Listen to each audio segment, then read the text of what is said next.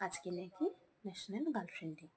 অবশ্য আমি জানতাম না, কিন্তু অনেকের পোস্টে দেখলাম, স্টোরিতে দেখলাম, দেখে জানলাম আর কি সারাদিনের মধ্যে।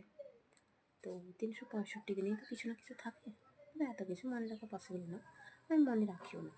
এবার কোনো ডেটের হয়তো একটু বেশি আলোচনা হয়, বেশি জন জানতে পারি, যেটার কম আলোচনা হয় কম মানুষ জানতে পারে। তো পার্টিকুলার আলাদা ডেট থাকা ভালোই, অনেকে সেলিব্রেশন করে, সেটাও ভালোই। যারা করে না বাদ দাও।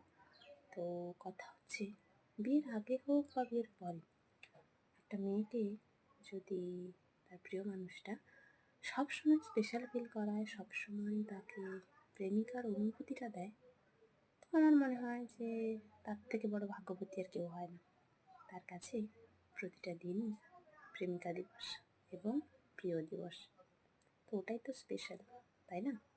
তুমি আগে এক সময় তাকে স্পেশাল ফিল করালে, পরে ভুলে গেলে, তেমনটা তো হয় না। তো অপর দিক থেকে এই ভোটটাও তুমি তখন পাবে না। সবসময় একই রকম থাকা উচিত দুদিকের মানুষেরই। ব্যস্ততা, কাজ, চাপ, চিন্তা অনেক কিছু আসবে, তবুও চেষ্টা করা উচিত বন্ডিংটা যাতে সুন্দর থাকে সবসময়। তো আজকের দিনটা সুন্দর, যারা সেলিব্রেশন করছে তারাও ভালো থাকুক, যারা করছে না তারাও ভালো থাকুক, সবাই ভালো থাকুক।